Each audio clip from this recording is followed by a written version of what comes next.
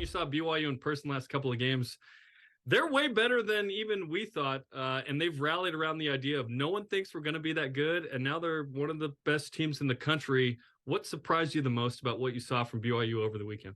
Nothing really. I mean, because I watched that game against San Diego State, and I had just seen San Diego State in Las Vegas win the main event. So my anticipation was that BYU was going to come to Vegas for the Vegas Showdown and was going to be able to perform at a very high level, and they did.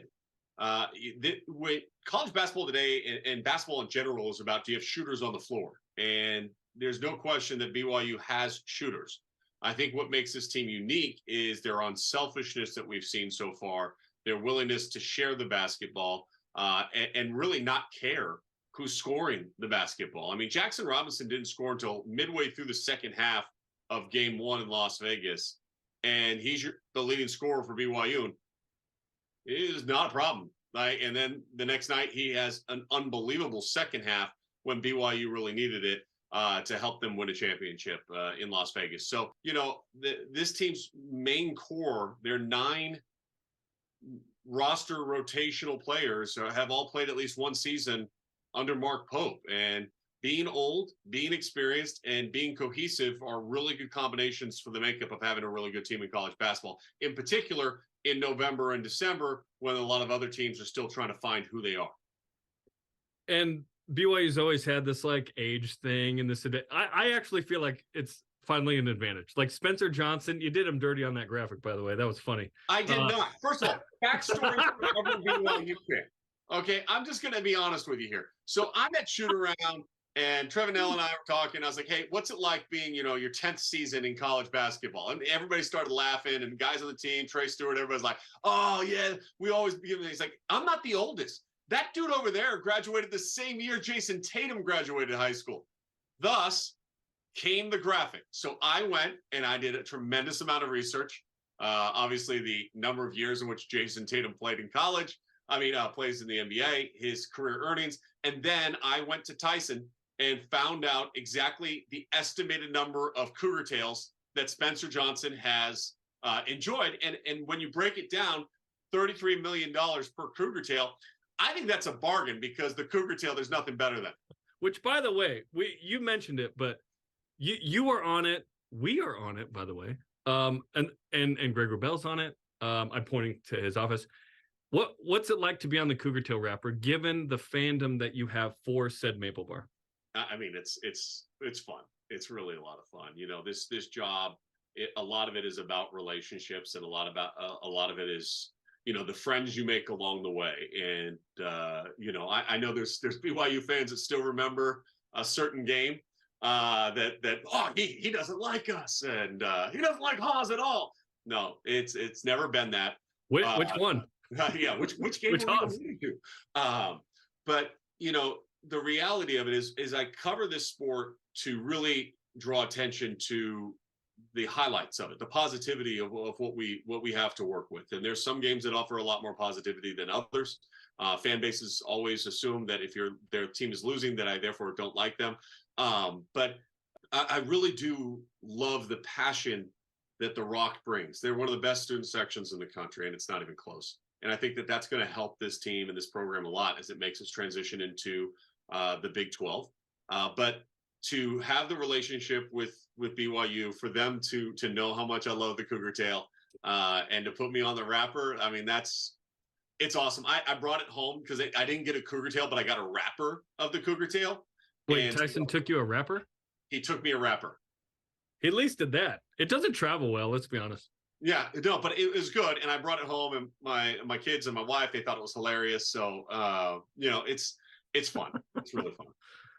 So you mentioned you're not surprised about BYU this year. Well, yes, from San Diego State, but I'm talking about the 5th team in the WCC last year to suddenly ranked, a couple weeks into the season. Other than just straight experience, what is the difference in this BYU team that is making them very interesting to watch early on? Well, I do think it's Nell, to be honest with you. He missed all of last season. So when you add a guy that's a 44% three-point shooter out there, now that stretches the defense. You have to defend everybody differently. And I try to mention this during the broadcast, and I don't know if fans caught it as much, but everybody does shoot-arounds different. North Carolina State, they put a green jersey on you if you're a shooter. Well, 4 out of the 5 guys that were on the floor and their the starting scout, Foose was the only one that didn't have the shooter label. Everybody else was given the shooter label. So as a defensive player, you're like, man, I got to be there on the catch. I've got to be there in transition. I got to be there on this. And all that does is open the floor. And then that's when you see the drives to kick to shooters. And I think that's where BYU and Jackson Robinson, unbelievable find to Dallin Hall late in that game as he drove on the left-hand side of the court and then wrapped it around to the right wing and was able to hit a big three-pointer in that moment. But you've got guys coming off the bench that can probably shoot 40+% from 3. And so it's a game changer when you have the ability to be down by 6 and hit 3 transition threes in a row. And all of a sudden the other team's going, what just happened? And they have that spurt ability. I think the other aspect of it is when you have an older roster that has chemistry, day one, you're not going, okay, guys, here's our plays. Everybody knows the plays, right? So you're able to really focus on just your overall improvement. Noah Waterman has been a completely different player than what he was a season ago. That makes a huge difference. The willingness to defend on this team, and Ken Palm's rankings going into the game against NC State had them as the 10th most efficient defense in all of college basketball. So here we are lauding all this like praise to what their offense has done, but their offense was 20th in the country. Their defense is 10th. If you're going to win inside the Big 12, you have to defend. Like you're not going to score 95 points a game in the Big 12. It's just they're too good. Like you play Houston, and it's like going to the dentist and asking them to remove 3 of your teeth, but don't give you any Novocaine for it. You want to feel the pain as you go through it. That's what it's like playing against Houston for 40 minutes. Baylor, very difficult on the defensive end of the floor. There's so many good defensive teams that compete. I think Kansas State is a pretty consistent defensive team under Jarom Tang, and a big part of why they went to the Elite Eight. And remember where they were projected, by the way, a season ago in the preseason poll. How many people believe that Kansas State was going to win the Big 12 tournament? 0. If you looked at the poll, I think they were selected 12th. BYU selected 13th this year. And I said this on the broadcast over the weekend. There is 0% chance that BYU is going to finish 13th in the Big 12. And I did my projections.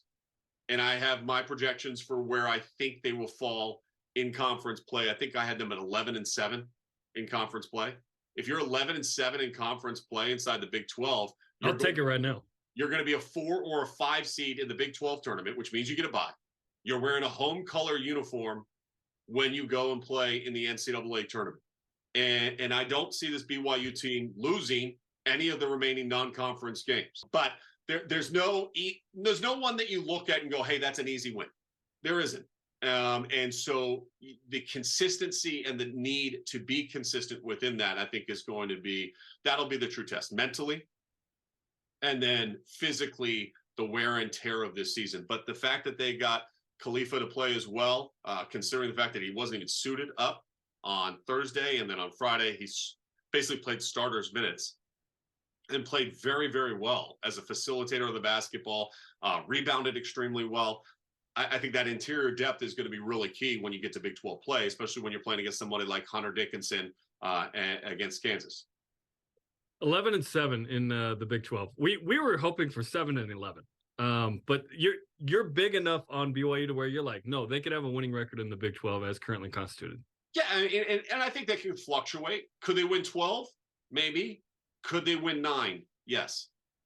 Could you be 9-9? But if you look at the recent standings over the last couple of years, if you're 9-9, again, you're like in that 5-6 range still. I mean, it is a gauntlet. The Big 12 is the best basketball conference in the country. And it's crazy to think that BYU was in for basically a decade, right, in the WCC, and never won a title in anything. And you go to the Big 12 and everybody goes, well, they didn't win a title inside the WCC. What are they going to do here? And this team has a special kind of thing about it, man. Like just being around them, like they have fun. And the true test will be this. Look, you're going to go through a losing streak inside the Big 12. It's just going to happen. You're going to lose 2-3 games in a row. Nobody cares right now who's getting the credit for scoring the basketball. Nobody cares right now,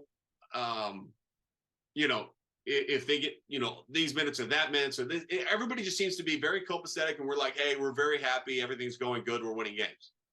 When you lose, that's when cracks can form. And the key will be for this coaching staff and for this roster is to remind themselves who they are, even in those moments. And if they do that, I think at the end of the day, this is going to be a team that wears a home color uniform in the NCAA tournament.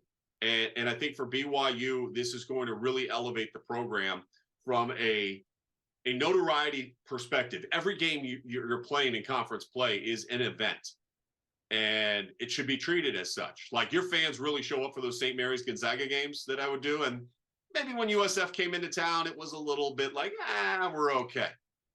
Well, every game now has to be a St. Mary's Gonzaga type feel inside your building. And I think this bodes really well from the recruiting standpoint for Mark Pope and the program. And there's special things going on at BYU right now. There really is. I thought the football team had a good year, not a great year. I think there's fans that obviously would be disappointed on Saturday, the fact they did not take care of business when they had the lead.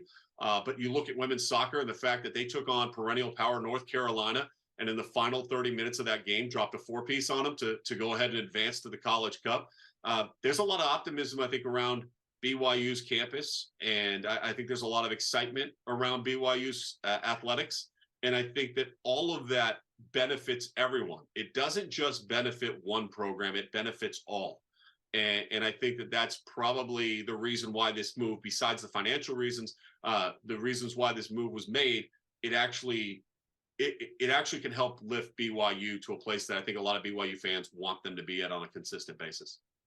Well, so far so good at 6-0 Fresno State on Friday in the Delta Center in Salt Lake. Sean, we appreciate the time, and hopefully you get a game in Provo so we can celebrate you having a rapper in person. I just want a Cougar tail. I had somebody bring me Dunkin' Donuts maple bars, and I'm like, this is nice. It's kind. Dunkin' Donuts makes a good maple bar. They do. But we all know it's not. It's not the original. No, it's not. Sean, we appreciate it, man. No worries.